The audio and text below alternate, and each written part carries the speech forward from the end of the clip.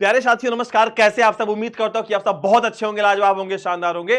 तो प्यारे बच्चों, स्वागत करता हूं बिहार के सबसे विश्वसनीय परिवार में, जहां पे हम देते हैं quality content for our better future. तो प्यारे साथियों, हमारे साथ जुड़ जाइए, क्योंकि आज की शाम हम करने वाले धमाल इस चैप्टर के साथ, क्योंकि ये 5वां चैप्टर है हमारे बिहार बोर्ड क्लास 11th का, और जिसका नाम है the lamentation of the old pensioner. का मतलब है कि यहाँ पे एक व्यक्ति, एक बूढ़े व्यक्ति का क्या है, विलाप है। वो परेशान है, वो रो रहा है, वो रुदन कर रहा है कि हाय मेरी जवानी चली गई। उस समय को दोष देता है कि क्या समय था जब मैं एक टाइम पे जवान हुआ करता था। तो प्यारे साथियों, ये एक प्यारा सा चैप्टर है आपके लिए। तो प्लीज एक बार बेटा चैनल को लाइक, सब्सक्राइब, शेयर जरूर कर लिया करिए, क्योंकि जिससे कि आने वाली अगली क्लास, आगे आने वाली अगली क्लास, आपको उसका नोटिफिकेशन मिल जाए। तो प्यारे साथियों, शुरुआत करते हैं क्लास की। लेकिन हाँ भैया, शुरू करने से पहले लाइक तो बनता है ना, और सब्सक्राइब तो तुम कर ही दोगे, शेयर तो तुम्हारा काम है, इंस्टाग्राम, फेसबुक, व्हाट्सएप जहां भी है। और प्लीज वीडियो में तुम्हें क्लास जैसी लगी हो कमेंट जरूर करेगा। तो आइए बेटा क्लास की शुरुआत करते हैं, एक शानदार सेशन की शुरुआत करते हैं। देखते हैं कौन है ये, इनका नाम जानते हैं। तो आप देख रहे हैं ना कि क्या ये चांद सा रोशन चेहरा, बालों का रंग सुनहरा, कैसे देखूं मैं तेरी आंखें, आंखों पे चश्मों का सहरा, है ना। इस चश्मे को हटाओ जी। तो प्यारे बच्चों, पता कौन है ये? नहीं पता है? हम बता देते हैं कौन है। ये हमारे विलियम बटलर ईट्स, जिसको हम क्या बोलते थे, जिसको हम इन शॉर्टकट में क्या बोलते हैं, WB ईट्स बोलते हैं। ठीक है। इनका जन्म हुआ था 1865 में, और इनकी मृत्यु जो होती है वो कब हो जाती है? 1939 में। आयरिश पोएट थे बेटा, एंड द ड्रामेटिस्ट, एक बड़े नाटककार थे, and was the awarded Nobel prize for literature 1923।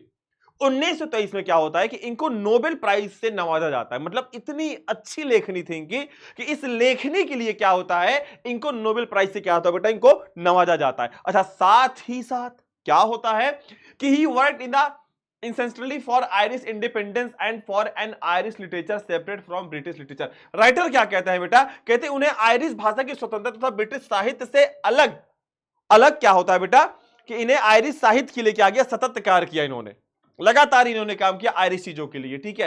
And अ को founder of the Irish national theatre company, और आयरिश नेशनल थिएटर कंपनी को क्या को फाउंडर बनाया गया। ठीक है। He was instrumental behind the Irish theatrical culture, literacy and reveal with his play The Countess Kathleen and the collection of stories। Writer बेटा क्या कहता है कि जो हमारे कौन थे, हमारे जो WB ईट्स थे, इन्होंने क्या किया, इन्होंने क्या किया था बेटा, इन्होंने अपने नाटक, इनका जो एक नाटक था बेटा, जो प्ले था, इस प्ले का नाम क्या था बेटा? इस प्ले का नाम था द काउंटलेस कैथलीन, जो 1892 में आया था। तथा इनकी एक कहानी थी बेटा, द सेटलिक ट्विटलाइट, जो आई थी कब? जो आई थी बेटा 1893 में। इसके लिए क्या किया था, साथ ही साथ इन्होंने, मतलब इन्होंने एक नाटक लिखा, कौन सा? द काउंटलेस कैथलीन लिखा। साथ में इन्होंने क्या लिखा, इनकी एक कहानी थी, क्या? इनकी थी सेल्टिक ट्विलाइट। साथ ही साथ इन्होंने क्या किया, साथ ही साथ इन्होंने बेटा क्या किया, थेरेटिकल कल्चर एंड लिटरेसी। तात्पर्य यह है कि इन्होंने इन दोनों के साथ साथ थिएटर कंपनी के साथ संपादक के रूप में, साथ में एक नाटककार के रूप में, साथ ही रंगमंच के रूप में साहित्यिक और साहित्यिक पुनरुद्धार के लिए क्या किया बेटा, उन्होंने अपना पूरा योगदान दिया। मतलब आयरिश चीजों को उठाने के लिए अगर सबसे ज्यादा किसी का श्रेय जाता है तो हमारे WB ईट्स को जाता है, क्योंकि इन्होंने वहां की संस्कृति, भाषा, वहां के रंगमंच को, वहां के नाटककार को, सब कुछ उठाने के लिए उन्होंने बहुत सारा प्रयास किया था। कहते ना, किसी देश को अगर आगे बढ़ाना हो तो उसका जो पोइटिक बैकग्राउंड होता है वो तगड़ा होना चाहिए, क्योंकि पोएट ही अपने देश के बारे में, लोगों के बारे में अच्छा लिख सकता है। एक अच्छा लोगों को क्या कर सकता है, माइंडसेट चेंज कर सकता है। ठीक है, चलिए आगे देखते हैं। He admired and collected old Irish folk tales and legends inspired by the heroes and romance and the magic of these legends। Right रहेगा। इन्होंने क्या किया बेटा, इन्हें जो पुरानी लोक कथाएं थी, मतलब द ओ सॉरी हाँ, ही एडमायर्ड, इन्होंने प्रशंसा की, and the collected Irish folk tales, कहते हैं कि जो आयरिश में जो पुरानी कविताएं लिखी गई थी, मतलब आयरिश जो कविताएं थी, इसे तो अभी आए थे ना, इसके पहले भी तो बहुत लोग आए होंगे। तो कहते हैं कि आयरिश की बेटा, मतलब आयरिश देश में जो लोक कथाएं थी, जो पुरानी कहानियां थी, उसकी इन्होंने क्या की, बहुत प्रशंसा की। उसकी इन्होंने क्या की बेटा, बहुत प्रशंसा की। साथ ही साथ क्या किया इन्होंने, क्या किया इन्होंने, अपने दम पर, मतलब अपनी कलाओं के दम पर, अपनी कलाओं के दम पर क्या किया, the end the magic of this legends he often scattered parts of the legends into a single poem. Writer ये कहना चाहते हैं बेटा कि इन्होंने अपने लोक कथाओं में, अपनी कहानियों में क्या किया, इन्होंने प्रशंसा की उन पुराने लोगों की जिन्होंने इसको लिखा हुआ था। साथ ही क्या किया इन्होंने, अपने नाटक में, नाटक में क्या करते थे, ये अपने नाटक में क्या करते थे बेटा, बहुत सारे लोगों को, मतलब बहुत सारे लोगों को इकट्ठा करके ना एक ही पोएम में डाल देते थे। मतलब इनकी सबसे बड़ी खूबसूरती ये थी कि कई सारे कैरेक्टर को क्या करते थे बेटा, ये एक ही पोएम में इतने बड़े दफा देते थे, लोग इसको लेकर शॉक्ड हो जाते थे, भाई ये कैसे हो गया। ठीक है, चलिए आगे बढ़ाएं बेटा।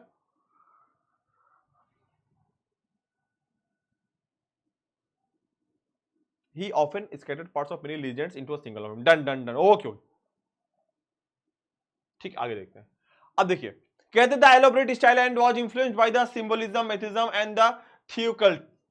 His best known collection for his period of the tower, the winding stair, the poem Lamentation of the Old Prisoner 1939, which is the revised version of its कर्लियर्स पोएम। राइटर क्या कहता है कि उनके बेटा जो इन्होंने जो काम, जो शुरू में इन्होंने काम किया था बेटा, उनके जो लिखने का स्टाइल था वो कैसा था, वो फ्री रेफिलाइट से था। मतलब फ्री रेफिलाइट्स का मतलब होता है कि ये बिल्कुल मुक्तबद्ध, मतलब क्या, एकदम मुक्तक शैली थी, मतलब बहुत ही आजादी तरीके से, बहुत ही आजाद तरीके से, बहुत ही फ्री तरीके से क्या करते थे बेटा, चीजों को लिखते थे। साथ में क्या थी, इनकी जो बेटा रचना थी ना, वो क्या थी, was influenced by symbolism, mysticism and the the occults. का मतलब होता है पारदर्शिता तो थी, पारदर्शिता तो इनके पोएम में थी, साथ में वो एक गायन कविता लिखते थे। गायन के साथ साथ क्या था कि इन्होंने थियोकल्ट्स, का मतलब होता है कि इनके जो कविताएं थी वो क्या, वो रहस्यवाद से, अलौकिकता से क्या थी बेटा, वो पूरी तरीके से क्या थी, प्रभावित थी। लिखने का तरीका कैसा था, मुक्तक शैली थी, मतलब छंदबद्ध जो इनके लिखते थे, बहुत ही फ्री स्टाइल में लिखते थे। साथ में क्या होता था, इनके जो कविताएं थी अधिकतर वो किससे, वो हमेशा मतलब अलौकिकता का मतलब होता, थोड़ा सा भगवान से रिलेटेड होती, थोड़ा सा रहस्यवाद इनकी कविताओं में मेटिज्म था, रहा करता था। ठीक है, राइटर क्या कहता है कि his best known collection for his period of the tower, इनके समय की जो सबसे बेस्ट पोएम थी वो कौन थी, द टावर थी 1928 में, द वाइंडिंग स्टेयर थी 1929 में। और क्या होता है कि इन्होंने जो लैमेंटेशन ऑफ द ओल्ड पेंसिलर बेटा 1939 में लिखी थी, ये क्या था, ये रिवाइज्ड वर्जन है। ये रिवाइज्ड वर्जन है किस चीज का, कहते हैं कि ये रिवाइज्ड वर्जन है किस चीज का, ये रिवाइज्ड वर्जन है इसकी कर्लियर पोएम का। The old pensioner 1890 presents the poet's reminiscences of his young life, which become more agonizing when he looks at his present state and contrasts his time to youth with the state on the old days। Writer क्या कहता है, writer ये कहता है कि यह कविता लैमेंटेशन of the old pension 1939 में बेटा जो इन्होंने लिखी थी, जो की थी, जो क्या थी, जो ईट्स की आरंभिक कविता, द ओल्ड पेंशनर 1890 का क्या है, पुनर्संस्करण है। बात को समझना, इन्होंने जो कविता लिखी थी 1939 में बेटा, कब लिखी थी, 1939 में इन्होंने लिखी थी, तो क्या था, इसके पहले उन्होंने 1990 में इसको लिख लिया था। 1990 में बेटा क्या किया था, इन्होंने इस कविता को लिखा हुआ था। ठीक है, 1990 में इन्होंने इस कविता को लिखा हुआ था, उसी का क्या है, उसी का रिवाइज है, थोड़ा सा धूल हटा दिया, थोड़ा सा और बेहतर तरीके से उसको उन्होंने 1939 में फिर लाया। उसी का ऐसे जैसे एक मूवी आती ना हेरा फेरी, फिर आता है फिर हेरा फेरी, एक मूवी ना, उसके कई सारे वर्जन होते हैं। इससे आया कि धूम, धूम 2, धूम 3, ऐसे ही क्या था कि इनकी धूम मूवी तो थी, इन्होंने धूम 2 लाया 1939 में। तो इस तरीके से इन्होंने क्या किया था, अपने पोएट को बेटा प्रेजेंट किया। तो इसमें उन्होंने क्या लिखा हुआ है, इसमें उन्होंने ये लिखा हुआ है कि जब मैं जवान था तो एक चार में था, लोग मेरे पास आके बैठते थे, लेकिन जैसे जैसे मैं बूढ़ा हुआ लोग मुझसे दूर भागने लगे। आज मेरे पास कोई नहीं आके बैठता है। आज मैं समय को दोष देता हूँ कि हाय समय, तूने मेरा रंग रूप बदल दिया, तूने मेरे पूरे चेहरे का क्या किया, नक्शा बदल दिया, इसलिए लोग मुझसे आज दूर भाग रहे हैं। तो ये बेटा प्यारा सा कविता है। आइए शुरुआत करते हैं शानदार शीर्षक की। ठीक है, चलिए देख रहे हैं एक व्यक्ति जो आग के पास बैठा हुआ है। आप देख रहे हैं यहाँ पे, मतलब यहाँ पे ये पेड़ के नीचे बैठे हुए हैं, यहाँ पे पेड़ है और यहाँ पे आग जल रही है और सोच रहे हैं बैठ के, यार मतलब क्या चल रहा है मेरी जिंदगी में, मेरी जिंदगी में क्या चला, क्या हो गया, क्या से क्या हो गया। ठीक है, एक कविता में देख रहे हैं आप, ये कह रहे हैं कि क्या से क्या हो गया। एक समय था, एक समय था जब, लेकिन आज कुछ नहीं। आइए देखते हैं। Although I shelter from the rain under a broken tree, my chair was nearest to fire in every company. The talk of love and politics at a time transfigured me। Writer क्या कहता है, कभी कहते, हिंदी भी है, हिंदी देखिएगा यहाँ पे लिखा हुआ है ताकि आप लोग समझ आए। कभी कहता है एल्दो, हालांकि I shelter from the rain under a broken tree, हालांकि मैं क्या किया हूं भैया। राइटर कहता है हालांकि क्या है कि मैं एक पेड़ के नीचे, मैं एक पेड़ के नीचे, बारिश के नीचे क्या है, एक ब्रोकन ट्री का मतलब एक सूखे पेड़ के नीचे बारिश में क्या है, बैठा हुआ हूं। और मैं chair was nearest to fire, writer कहता है क्या, और उस समय क्या है, उस समय मैं यहाँ पे सबसे आग के पास हूं। मतलब क्या कि my chair was nearest to fire, मतलब कि अब मैं आग के पास हूं। इसका तात्पर्य कि मैं मौत के करीब हूं, मैं आग के पास हूं। इसका मतलब नहीं आग ताप रहा, इसका मतलब है कि आग के पास का होना कि मतलब वो काफी ज्यादा बूढ़ा हो चुका है, मतलब वो अपनी अवस्था के अंतिम पड़ाव में है।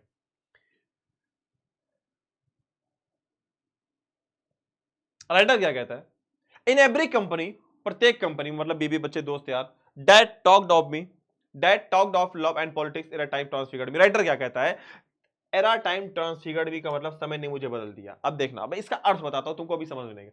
हालांकि जब मैं जवान था, जब मैं क्या था, जब मैं जवान था, जब मेरे पास चार्म था, तो लोग मेरे पास आके बैठा करते थे, मेरी पत्नी, मेरी बीवी, मेरे बच्चे, मेरे दोस्त और यार, वहां पे प्यार की बातें हुआ करती थी, राजनीति की बातें हुआ करती थी। लेकिन आज क्या हुआ, आज समय ने सब कुछ बदल दिया। जब मैं जवान था तो लोगों में क्या था, मेरे अंदर बहुत उत्साह था, बहुत सारे मजे करते थे, लोगों से आपस में प्यार से बातें करते थे। लेकिन एक समय था कि मेरे पत्नी, मेरे दोस्त मेरे पास आके बैठा करते थे। लेकिन आज एक समय है कि इस समय ने मुझे परिवर्तित कर दिया। आज मेरे अंदर बुढ़ापा आ गया है, आज मेरे चेहरे पे झुर्रियां आ गई हैं। आज लोग मेरे बुढ़ापे की वजह से, मेरे अंदर चार्म ना होने की वजह से आज लोग मुझसे दूर हो चुके हैं। हाय समय, तूने ये क्या कर डाला, तूने मेरे शरीर को बदल डाला, तूने मेरे रंग रूप को बदल डाला। हाय समय, मैं तुझको देश देता हूं। हाय हाय हाय समय, तूने ये क्या कर डाला। तो राइटर यहां पे ही बताना चाहता है कि इस समय ने क्या कर दिया, उसके चेहरे को कुरूप बना दिया है। ये कब सोच रहा है, राइटर कहता है मैं एक पेड़ के नीचे क्या हूं, भारी बारिश में बैठा हुआ है एक कुर्सी पे, और मैं इस चीज को सोच रहा हूं। आगे क्या होता है, two lads are making pies again. कहता कि हालांकि जो आजकल के लड़के हैं, राइटर क्या कहता कि मैं मानता हूं कि दिन बदल गए हैं, लेकिन आजकल के जो लड़के, लैड्स का मतलब लड़के, आजकल के जो लोग हैं वो क्या करें, मेकिंग पाइस। पाइस का मतलब होता है भाला।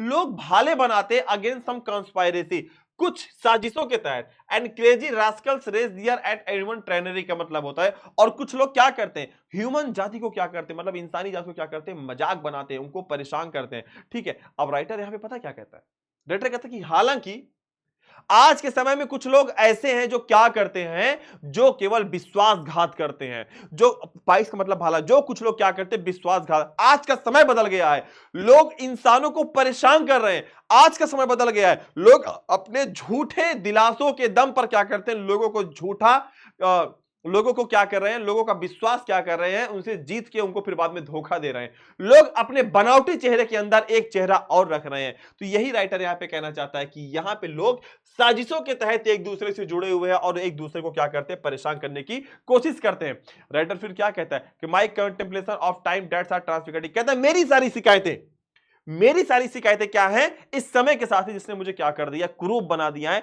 मैं इस समय को छोड़ूंगा नहीं। राइटर की सोच देखिएगा, देख रहे हैं, एक समय था कि ये ऐसे थे, सॉरी, एक समय था ये ऐसे थे, थोड़ा सा समय बीता फिर ये ऐसे हो गए, और समय बीता तो ये ऐसे हो गए। तो ये इसी में है, ये इसी फिगर में है जो अपने आप को बताते हैं कि हाय, इस समय ने क्या कर डाला। कहता है कि आज के लोग क्या है, एक साजिशों के तहत पूरे ह्यूमन जाति को बर्बाद कर रहे हैं, परेशान कर रहे हैं। लोग भाले लेकर खड़े तुमको कोचने के लिए कि कब मौका मिले तुमको कोच दे उठा के।